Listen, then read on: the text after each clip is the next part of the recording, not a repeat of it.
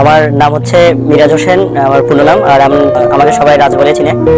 আমাদের বাড়ি হচ্ছে লক্ষ্মীপুরের রামগঞ্জ থানায়। মধ্যবিত্ত ফ্যামিলির মধ্যে আমি বড় হচ্ছি এবং আমার সব মিলে অনেক বেশি অর্থনৈতিকভাবে সুখী না হলো ব্যক্তিগত জীবনে আমরা কিন্তু ভালোবাসায় ভরপুর একটা ফ্যামিলি। এর মধ্যে 2006 সালে আমি এসএসসি কমপ্লিট করি, 2008-এ ইন্টার কমপ্লিট করি রামগঞ্জ সরকারি কলেজ থেকে। তো এরই মাঝে আমি একদিন আপনার মাইজদ্বীপ সৌদিয়া হোটেল, তখন ওই হোটেলটা নতুন হয়, সময়টা 2013-র শেষের দিক। আমি মিজান, আমাদের একজন বড় ভাই ছিল রফিক ভাই সহকারে আমরা নাস্তা করতে বসছি। তো নাস্তা করার মাঝপথে কিছুক্ষণ পরে দেখি পাশে কেবিন থেকেই একজন মহিলা আমার ছবি তুলতেছে। তো ছবি তোলার কারণে কিছুক্ষণ পরে আমি ওনাকে বললাম যে আপা, আপনি আমার চিনেন? আপনি ছবি তুলতেছেন? হ্যাঁ, আমি তোমাকে চিনি তো।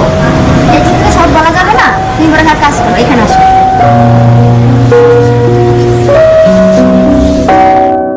তো এখানে যাওয়ার পরে ওনাকে আমি জিজ্ঞাসা করলাম আপনি আমাকে চিনেন কিনা। আমি আবারও ওনাকে জিজ্ঞাসা করার পরে বললাম, উনি আমাকে বলে হ্যাঁ তোমাকে আমি চিনি, এত কথা বলাতে এখন হোটেলের সময় নেই, তোমার নাম্বারটা আমার কাছে ছিল, এখন এটা হারাই ফেলছি আমি, তুমি তোমার নাম্বারটা, তোমার নাম্বারটা একটু আমাকে দাও।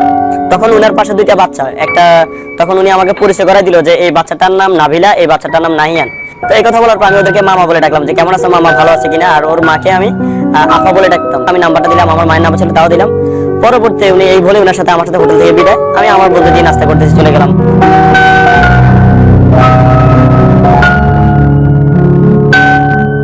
রাতের বেলা যখন 8:30 বাজে, এমন মুহূর্তে ওনার নাম্বার থেকে আমার এখানে কল আসে। সকাল তোমার সঙ্গে পরিচয় হলো না, আমি সেই। ও আপা, জি আসসালামু আলাইকুম। আমাকে তুমি আপা ডাকো না, আমি তোমার মায়ের বয়সী, তুমি আমাকে আন্টি বলে ডাকবা। আর তোমার বয়সে আমার একটা সন্তান আছে, আর সঙ্গে তাদের দেখবে ওরা আমার ছোট ছেলে মেয়ে। ও আচ্ছা আচ্ছা। পরে বলে যে তোমার ছবি তোলা আসলে তুমি আমার পরিচিত কেউ না, তোমার বন্ধুরা যখন তোমার নাম নিয়ে কথা বলছিল তখন ওইখান থেকে আমি তোমার নামটা শুনি, আর আমি তোমাকে সেই নাম ধরে ডাকি।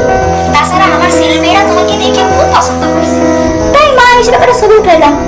তুমি এবার রাগ করনি তো? না না, ঠিক আছে। রাতে খাইছো? হ্যাঁ খাইছি। এতটুকু বলে ওই দিনের জন্য লাইন কাটা। পরবর্তী দিন সকালবেলা উনি 9টা বাজে আমাকে ফোন করলো। হ্যালো, আসসালামু আলাইকুম আন্টি। তুমি নাস্তা করছো? না আন্টি, আমি করি নাই। তুমি নাস্তা না করলে কিন্তু আমি নাস্তা করব না। শোনো, তুমি নাস্তা করে তারপর আমার ফোন দিবা, ঠিক আছে? আচ্ছা ঠিক আছে। আচ্ছা ঠিক আছে। এইভাবে উনি এক সপ্তাহ 15 দিন, 110 দিন কিংবা 15 দিন যাওয়ার পরে উনি আমাকে জিজ্ঞাসা করলো আচ্ছা তোমার বাড়ি ঠিকানা একটু আমাকে ভালো করে বলো। আমার বাড়ি আসবেন? আমার বাড়ির অবস্থা তো ভালো না, আর আপনার মতো লোক। আরে না না, আমি তেমন কেউ না, আমি তোমার বাড়িতে এমনিতে যাবো। তো উনি বলে যে না আমি একটু দেখতে যাবো, তবে তুমি তোমার বাবা মাকে বলিও না। আপনি আসবেন, আপনার যে কেমন আপ্যায়ন করুন। আরে আমারে কিছু দিয়ে আপ্যায়ন করতে হবে না। আরে না শোনো, তোমাকে তো আমি নিজের ছেলের মতো করে জানি। ছেলে বাড়িতে মা যাইবো, আপ্যায়ন করার কি আছে? আমি জানো, ঠিক আছে? আর ঠিকানা দাও। ঠিক আছে আন্টি, লাইন তেলে। এই অনুযায়ী আমি কি করলাম, ওনাকে বাড়ি ঠিকানা দেওয়ার পর আমি আমার আম্মাকে বললাম যে আম্মা বাসায় তো মেহমান আসবে। তা মেহমান দাবার কেডা? আমি তুমি চিনবা না? চিনি না, জানি না, এমনি মেহমান আমি কি ভালা? না মানে উনি খুব ভালো মানুষ, তাইলে তো আপ্যায়ন টাপ্যায়ন করবো। তা করবি। আমার মা শুনে একটু নার্ভাস ফিল করলো। ওনার হাজবেন্ড সহকারে আমাদের বাড়িতে গেল। সে যে আমাদের উপস্থিত একজন মেহমানকে যতটুকু সম্মান করা দরকার আমার আম্মা সেভাবে সম্মান করলো। আপা, আপনার আমার খুব ভালো লাগছে, আপনার ছেলেটারও আমার খুব ভালো লাগছে। ওরা তো আমি নিজের ছেলের মতো করে দেখি। আসলাম আপনাদের বাড়ি ঘর দেখার জন্য। এই কথা বলে আধা ঘন্টার মতো সময় কাটে, উনি চলে আসলো ওনার বাড়িতে। আমাকে রাতের বেলা বললো যে আমাদের বাড়ি গিয়ে খুব ভালো লাগছে। জি, মধ্যবিত্ত পরিবার আমরা খুব পছন্দ করি, ওই দিক থেকে তুমি একেবারে পারফেক্ট। এরপর দিন থেকে সকালবেলায় ফোন করে বলবে বাবা তুমি নাস্তা না করলে আমি নাস্তা করবো না। দুপুরবেলায় ভাত খেতে যদি আমি না খাই উনি ফোন করে বলবে তুমি খেয়ে আমাকে ফোন দিবে, তারপর আমি খেতে যাবো। বিকাল বেলায় জিজ্ঞাসা করবে আমি নাস্তা করছি কিনা, সন্ধ্যায় বলবে যে আমি নাস্তা করছি কিনা, উনি এরপর নাস্তা করবে। রাতের বেলায় ঘুমানোর আগে উনি আমাকে ফোন করবে এবং খাওয়া খাইছি কিনা সেভাবে তদন্ত করবে। তখন আমি ওনাকে জিজ্ঞেস করলাম যে আন্টি আপনি যে আমাকে ফোন করেন এই সময়, তো আঙ্কেল কোথায় থাকে, উনি কি বিষয়গুলো মাইন্ড করে না? না না, উনি তো বাচ্চাদের নিয়ে শুয়ে আছেন, আর আমি তোমাকে ছেলের মতোই মনে করি। ছেলের সঙ্গে কথা বললে আবার কি মনে করবো? তো উনি কথাবার্তা ছিল এমন যে রাতের 11টা থেকে ফোন করতো, 12টা, 12:30, 1টা পর্যন্ত উনি আমার ফোন চাপতে চাইতো না। পর্যায়ে আমি বাধ্য হয়ে যে আসলে আমার ডিউটি আছে সকালবেলায়, আমি যেতে হবে, আমার ফোন রাখতে হবে। এই করে উনার সাথে আমার সাথে ঠিক এইভাবে রিলেশনটা উনি দিনের পর দিন 3 মাস 4 মাস এইভাবে চলতেই থাকলো।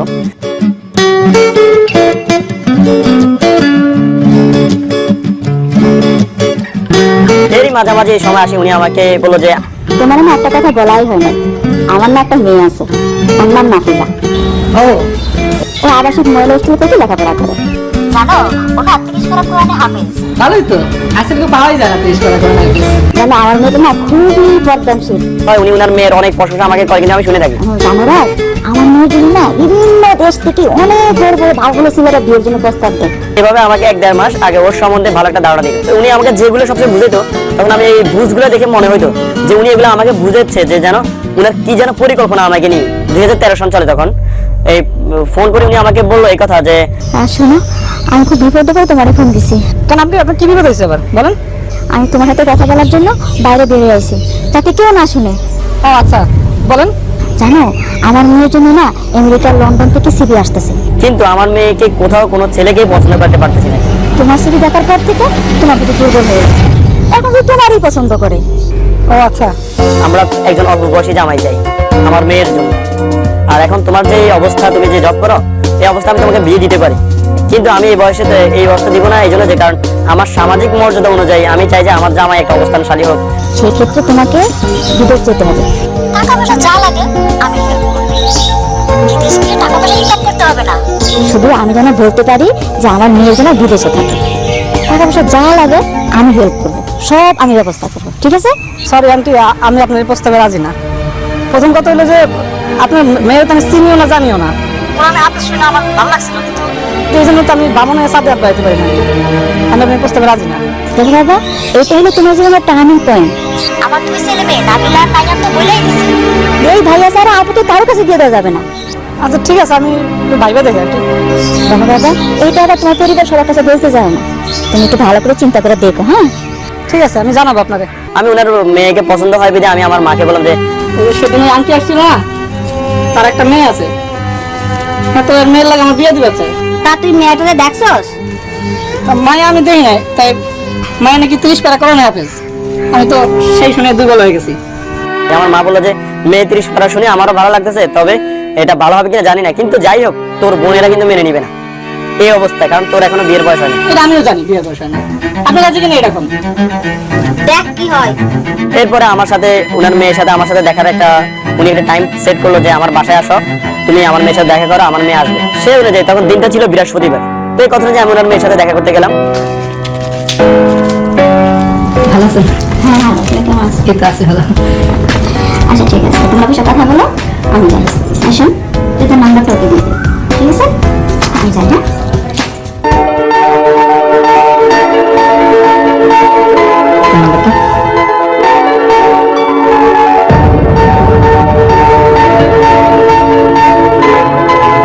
হ্যাঁ ফোন দিয়ে রেখেছি। আজকে আমি উঠি, হ্যাঁ আন্টি বলবেন আর এটা। এবং ওকে প্রথম দেখছি বলে আমাদের গ্রামের রীতিনীতি অনুযায়ী ওকে আমি 5,000 টাকা সম্মান করলাম। ওই পরিচয় হওয়ার পর থেকেই ও আমার নাম্বার নিল, আমি আমার নাম্বার নিলাম। এখন ওর মায়ের সাথে কথা হয়, ওর সাথে SMS এ কথা হয়, কিন্তু কল হয়নি। SMS এইভাবে কোনোদিন কথা বলার পরেই সে আমাকে বললো যে ফোনে কথা বলার জন্য। আমার মনে হচ্ছে তোমার এখন ফোন বাদ দিয়ে পড়াশোনা করার দরকার। না না, কোনো সমস্যা নাই। সে যে আমি কথা বলতে চাইনি, আমি বললাম যে তুমি সামনে পরীক্ষা দাও, সেক্ষেত্রে পরীক্ষার প্রস্তুতি না, আমার সাথে কথা বললে পরীক্ষার মাইন্ড নষ্ট হয়ে যেতে পারে। তুমি ও বলে যে কিচ্ছু হবে না, তুমি আমার সাথে কথা বলো। কথা বলার জন্য এরপর আমরা কথাবার্তা শুরু করলাম, রিলেশনটাও ভালো হয়ে গেল। আপনি থেকে তুমি বলাটার জন্য আমার 2 মাস প্রায় সময় লাগছে।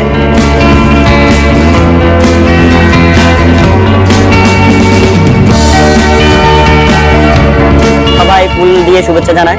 আমি কি করলাম, তাকে ফুল দিয়ে দিব না, কারণ আমি চিন্তা করলাম সবাই তো ফুল দিয়ে দেয়। ফুল বাগানের সাথে কন্ট্যাক্ট করেছে, টোটাল 22টা ফুলের টব তার বাড়িতে যে তাকে দিয়ে আসছে পরীক্ষার আগে, এবং তার জন্য পরীক্ষার সময় তার পরীক্ষা দিবে, তার যেন মন যেন ভালো থাকে, এই জন্য তাকে বিভিন্ন ধরনের গিফট করলাম। এর কয়েকদিন পরে তার বাবার আবার ম্যারেজ ডে। তার বাবার ম্যারেজ ডেতে ওর মা আমাকে বলে যে তুমি তো তোমার লাভারকে কত কিছু গিফট করলো, আমাদের কিছু গিফট করবে না? আপনাকে যে কি গিফট করবো এটাই তো বুঝতে পারতাছি না। তোমার আঙ্কেল তো কখনোই তোমার পক্ষে মত দেয় না, কখন না ওর বিপক্ষে চলে যায়। এখন তোমার আঙ্কেলকে গিফট দিবা। কি গিফট করা লাগবে আন্টি? তুমি তোমার আঙ্কেলকে পাঞ্জাবি পায়জামা গিফট করবে। লজ্জায় আমি বলছি আচ্ছা ঠিক আছে গিফট দিব। আমি কি করলাম, মিথ্যে কথা বলে মার কাছ থেকে 5,000 টাকা ধার নিয়ে ওনাকে গিফট করলাম। এরপর উনার আসছে ছোট মেয়ের জন্মদিন, সেখানে আমার বড় সড় একটা গিফট।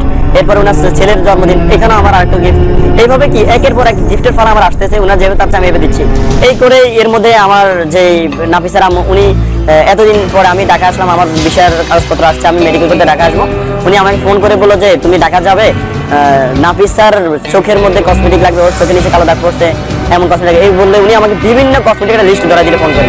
আইলাইনার, আইশ্যাডো, কাজল, তারপর চোখের পাপড়ি, এই বিভিন্ন কালারের শেড। আমি কিন্তু ভিতরে ভিতরে এত কষ্ট পাচ্ছি, মাঝে মধ্যে আমার পকেট খরচ দূরের কথা যে আমার চা খাওয়ার টাকাটা আমার পকেটে থাকে না। আমি দাঁড় করতে লাগলাম, ধাওলাত করতে লাগলাম, এইভাবে আমি অনেক দেনা হয়ে গেছে। কারণ এমন হয়েছে যে আমি মাঝে মধ্যে ওদের বাড়িতে আসতাম, যাওয়ার সময় হেঁটে যাইতে হইতো। ফ্লাইট মানে দূরত্ব এত ছিল 20 কিলোমিটার দূরে, আমার পকেটে ভাড়া থাকতো না। কিন্তু আমি ওদেরকে কখনো মানে ভালোবাসা মানুষগুলো কখনো অভাবটা বুঝতে দিতাম না। কিন্তু ওনারা ওইভাবেই আমার কাছে বারবার চেয়ে নিত। আমার বিষয় চলে আসছে, নাফিসার ওর পরীক্ষার রেজাল্ট দিল, সে আপনার ভালো একটা রেজাল্ট করলো এসএসসিতে। হ্যাঁ আম্মু, আমার তো ভিসা হয়ে গেছে, ফিঙ্গারপ্রিন্ট চলে আসছে, যে কোনো সময় টিকিট কেটে চলে যেতে পারবো। আর এদিকে নাফিসার তো রেজাল্ট বেরিয়ে গেছে, চাইছিলাম যে যাওয়ার আগে বিয়েটা করে যেতে। তুমি আগে বিদেশ থেকে ঘুরে আসো, তারপর নাফিসার সঙ্গে তোমার বিয়ে হবে। আমি বললাম যে আচ্ছা ঠিক আছে, বিদেশ ঘুরে আসি, তারপরে বিয়ে করা হবে। এই কথা বলতে আমি মনে মনে খুশি, কারণ আমি তখন অর্থনৈতিকভাবে একটু হিমশিম যাচ্ছে আমার সময়টা। যে আমি নাফিসাকে বললাম যে নাফিসা, তোমার আনন্দ লাগে আমার কথা হয়েছে, সে বলছে বিদেশ থেকে ফিরে আসার পরে তোমাকে আমার বিয়ে দিব। তাহলে তো তুমি খুশি হয়ে গেছো। হ্যাঁ খুশি তো হবই, এর মধ্যে বিদেশ থেকে টাকা পয়সা ইনকাম করলে এমন। তুমি আমার আম্মুর কথা বিশ্বাস করো না, তুমি তার বিয়ের জন্য প্রেশার দাও। সে তো বলছে বিদেশ থেকে আসার পরে তোমার লেগে আমার বিয়ে দিব। তাছাড়া তোমার আম্মু হজ করে আসছে, এখন তা বিশ্বাস করা যায় না। রাজ, তুমি আমার কথা একটু বোঝো। তোমার মতো আরেকটা ছেলের সাথে আমার মা পরিচয় হয়েছে, সেই ছেলে বিদেশ থাকে, সেই ছেলে এস্টাবলিশ। সে ছেলেটা নাকি আমেরিকাতে থাকে, ছেলেটার ছবি আমাকে দেখাইছে যে তাকে আমার সাথে বিয়ে দিবে, মূলত তুমি বিদেশ চলে গেলেই ওর কাছে আমাকে বিয়ে দিবে। তার মানে কি, আমি বুঝলাম যে এতদিন আমার সাথে যা করছে উনি আমার চেয়ে একটা ভালো লেভেলের ছেলে পাওয়ার পর আমার সাথে একদম কি প্রতারণার চিন্তা ভাবনা হচ্ছে। কিন্তু তারপর আমি বললাম যে তোমার আম্মু তো আল্লাহ আনালো, সেই কাজ করতে পারে না, আর তারপর আমি বিশ্বাস করি। তুমি আমার কাছে একটু বোঝার চেষ্টা করো রাজ, আমি তোমার ছাড়া আর কারো বিয়ে করতে পারবো না। পরের দিন আমাদের বিয়ে 31 অক্টোবর 2013 সাল। ওই দিন তার সাথে আমার সাথে বিয়ে আপনার একটা কাজী অফিসে গিয়ে বিয়ে হয়।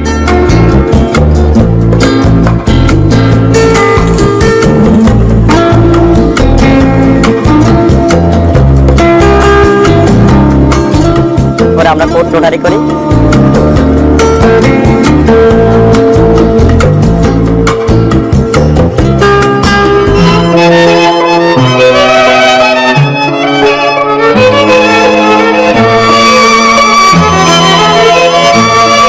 বিয়ের পরে 10 দিন পরে আমরা ফ্যামিলিগতভাবে এটা মেনে নেওয়া হলো। বললো যে 3 দিনে তোমরা চলে আসো, 3 দিন পরে আমরা ফ্যামিলিগতভাবে ডিসিশন নিয়ে এটা অনুষ্ঠানের ব্যবস্থা করব। সুন্দরভাবে তোমরা একসাথে বাসায় থাকবে, বাইরে থাকবে কেন, হোটেল থাকার দরকার নাই, তোমরা বাসায় থাকো, এরপরে তুমি বিদেশে চলে যাও। এই কথা অনুযায়ী আমি কি করলাম, 10 দিন পরে আমার ওয়াইফকে তাদের বাড়িতে দিয়ে গেলাম, আমি চলে গেলাম আমার বাড়িতে। বাবা তুমি কোনো চিন্তা করো না, আমরা 3 দিন পরে নাফিসাদের বাড়ি যাবো, যে সবকিছু আমরা ফাইনাল করে আসবো, তুমি কোনো টেনশন করো না।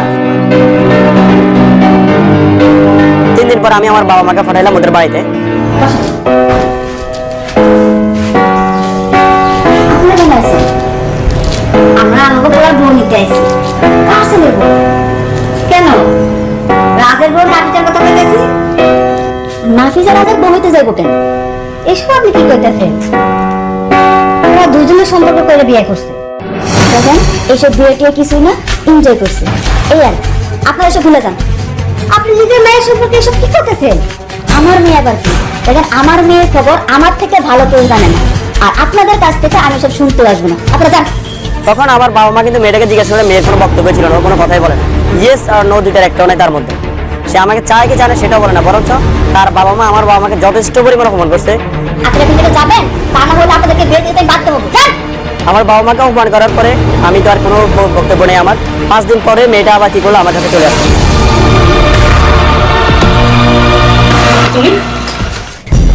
হ্যাঁ, আমার বাড়ি ছেড়ে চলে আসছি।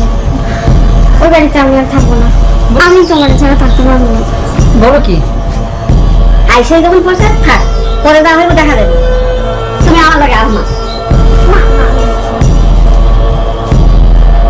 আসার পরে আমরা একসাথে 25 দিন একসাথে ছিলাম।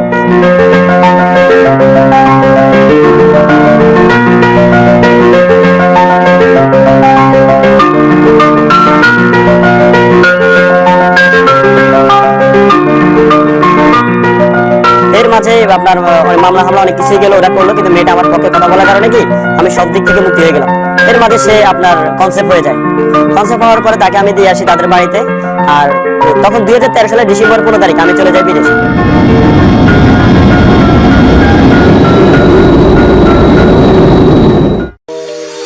বিদেশ যাওয়ার পরে তার সাথে আমার সাথে কথা হয় দীর্ঘ 1 মাসের মতো। তখন সে কনসেপ্ট অবস্থায় হঠাৎ একদিন সে আমাকে বলে, অনেক বড় একটা বিপদ হয়ে গেছে রাজ। বিপদ হয়েছে? কি হয়েছে? আরে, বলো কি হয়েছে? কান্নাকাটি করতেছো কি লেগা? রাজ বাচ্চাটা নষ্ট হয়ে গেছে রাজ। নাফিসা এই কথাটা জানায় আমাকে জানুয়ারির 8 তারিখ রাতের 3টা বাজে। আমি এই কথাটা আমার মা বাবাকে জানানোর পরে মা বাবা বলল যে এই সময় মেয়েদের বাচ্চা নষ্ট হইতেই পারে, এটা স্বাভাবিক। এই কথা বলে আমি বিশ্বাস করছি, আমি মেনে নিচ্ছি, কিছু করার নেই। আর এর মাঝে স্ত্রী বেঁচে আছে, সেটাই বড় কথা। আমি বিদেশে অনেক কান্নাকাটি করে কিছু করার ছিল না আমার। জানুয়ারি 15 তারিখের পর থেকে হঠাৎ করে আমার স্ত্রীর নাম্বার বন্ধ, নাম্বার অফ। আমি কোনো খোঁজ পাচ্ছি না। তার কয়েকটা বান্ধবীর নাম্বার আমার কাছে ছিল, যখন সে আমার ছিল, সেই অনুযায়ী আমি তার বান্ধবীর কাছ থেকে খোঁজ খবর নিই। আচ্ছা তুমি কোন নাফিসের খোঁজ জানো না? ওর তো ফোন দিতেছ অনেকবার, পাইতেছি না। কই না তো, আমি তো কোনো খবর জানি না। ওর তো বাচ্চা নষ্ট হয়ে গেছে, শুনছো তুমি? না তো, আমি তো জানি যে ওর আম্মা ওর অ্যাবর্শন করাইছে। কই না তো, আমি তো জানি বাচ্চাটা নষ্ট হয়ে গেছে। এবং আরো একটা সত্য জানতে পারলাম যে তাকে যে আমি দীর্ঘদিন যাবত জানতাম যে সে কুমিল্লায় পড়ালেখা করে, মূলত সে কখনো কুমিল্লায় পড়ালেখা করে না, সে লক্ষ্মীপুরে একটা মাঝে পড়ালেখা করতে। অথচ তার সাথে আমার এত রিলেশন, স্বামীর সম্পর্ক, সে আমার কাছে মিথ্যা কথা দীর্ঘদিন যাবত বলে আসছে। আমার মা কি করলো, বউ উদ্ধারের জন্য অনেক তার এলাকার গণ্যমান্য মানুষকে ধরলো, কিন্তু কোনো ফকারি কোনো উপায় না পেয়ে তার মা এক পর্যায়ে প্রচার করলো সেই মেয়ে অবিবাহিত, তার কোনো বিয়ে হয়েছে সেটাই তারা স্বীকার করতেছে না। শুনেন, আপনারা যদি নাফিজার বিষয়ে বেশি বাড়াবাড়ি করেন তাহলে আপনাদের সবাইকে আমি জানে মেরে ফেলবো। কি করতেছেন আপনি এসব? আমি কি তা এখনো দেখেন নাই? দেখবেন। আমি আপনাদের সাবধান করে দিতেছি, যদি বেশি বাড়াবাড়ি করেন তাহলে কিন্তু খবর আছে। এমনকি আমার ফ্যামিলিকে বলছে যদি আপনারা যদি ওর বিয়ে হয়েছে কোথাও বলেন, আপনাদেরকে অ্যাকশন নেওয়া হয় ভালোভাবে। তারপরে উনি কি করলো, আমার বাড়িতে বিভিন্ন ধরনের সন্ত্রাসী হুমকি এবং আমার বাপ মাকে মেরে ফেলার হুমকি হুমকি দিল। দীর্ঘ 6 মাস 8 মাস যাওয়ার পরে সে কি করলো, বিদেশে আমাকে আমার ফেসবুকে মেসেজ দিল যে আমি নাফিসা, এই ব্যাপার আমি বাধ্য ছিলাম, আমি বিপদে ছিলাম, এই কারণে আমি আমার তোমার সাথে যোগাযোগ করতে পারি নাই। আসলে সব অপরাধ আমার মা বাবার, ওরা আমাকে বাধ্য করছে, আমি তোমাকে ফিরে পেতে চাই। রাজ, তুমি কি আমারে ভালোবাসো? হ্যাঁ বাসি তো। যদি ভালোবাসাই থাকো, আজকের মধ্যে বাংলাদেশে চলে আসো। আমি তোমার জন্য অপেক্ষা করতেছি। আমি মনে মনে ভাবলাম যে যাকে আমি এত বেশি ভালোবাসি, আমার বিজনেস জীবন আমি অনেক করতে পারবো, টাকা অনেক কামাতে পারবো, হয়তো আজকে না গেলে হয়তো তাকে আমি হারাতে হবে। তো আমার ভবিষ্যৎ কি হবে সেটা আমি জানি না, তবে আজকে আমি তার জন্য চলে যাবো। আমি কাউকে কিছু না বলে পাসপোর্টটা হাতে নিয়ে চলে আসি বাংলাদেশে।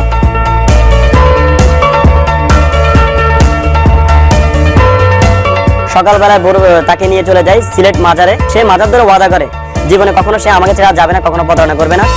এই কথা বলে তার সাথে আমি বললাম যে আচ্ছা তোমার মা বাবা যে এগুলো করলো, তোমাদের সন্তান নষ্ট হলো, তখন সে স্বীকার করে যে হ্যাঁ আমার সন্তান কি মেরে ফেলা হয়েছে।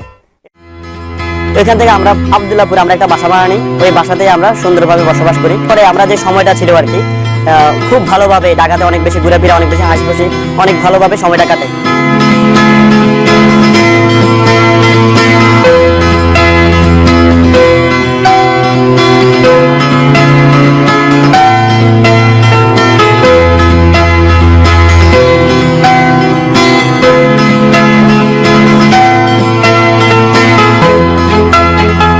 ফেব্রুয়ারির 1 তারিখ 2015 সাল, সময় বিকাল 5টা।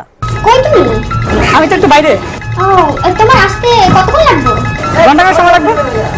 ও আচ্ছা, আর তাড়াতাড়ি চলে আসো। হ্যাঁ আচ্ছা আচ্ছা আসতেছি। এই কথা বলার পরে ওর সাথে আমার সাথে এটাই তার সাথে শেষ কথা। বাসায় গিয়ে দেখি আমার বাসায় তালা মারা। যখন তালা ভেঙে বাসায় ঢুকি তখন দেখি বাসায় কিছুই নেই, শুধু আমার 2-3টা শার্ট প্যান্ট আর সবকিছু নিয়েছে চলে গেছে। কেন সে চলে গেছে, কি জন্য চলে গেছে, আজও সে আনসার আমি পাই নাই। পরবর্তীতে আমি তার নিখোঁজ হওয়ার পর আমি ফেব্রুয়ারি 2 তারিখে তুরাগ থানায় একটা তার জন্য সাধারণ জিডি করি, সে নিখোঁজ জিডি, এবং তার মার সাথে যোগাযোগ করার চেষ্টা করি, তারা আমার সাথে যোগাযোগ করে নাই। অনেক জায়গায় আমি খোঁজাখুঁজি করে ঢাকাতে পোস্ট অফিস করে, কিন্তু তাও তার কোনো খোঁজ খবর পাইনি। তার বাড়িতে আমি যাই তার খোঁজ নেওয়ার জন্য, গিয়ে দেখি তারা যে বাসায় থাকতো ওই বাসাটা এখন আর তারা থাকে না। এখন তার জন্য আমি আমার ওয়াইফকে উদ্ধারের জন্য ঢাকা সিএমএম কোর্টে একটা মামলা করি, সিএম আদালতে সার্চ ওয়ারেন্ট করার পরেও তাদেরকে এখন আমি খুঁজে পাই নাই, এবং তাদেরকে আমি খোঁজ পাচ্ছিও না। তাদের স্থানীয় প্রতিনিধির কাছে গেছি, কোথাও তাদের কোনো সুযোগ পাচ্ছি না। এইভাবে আমাকে প্রতারণার দরকারটা ছিল কি, আমাকে বিদেশ থেকে কেনই বা আনলো, কেনই বা সে আমাকে এত বড় প্রতারণা করলো।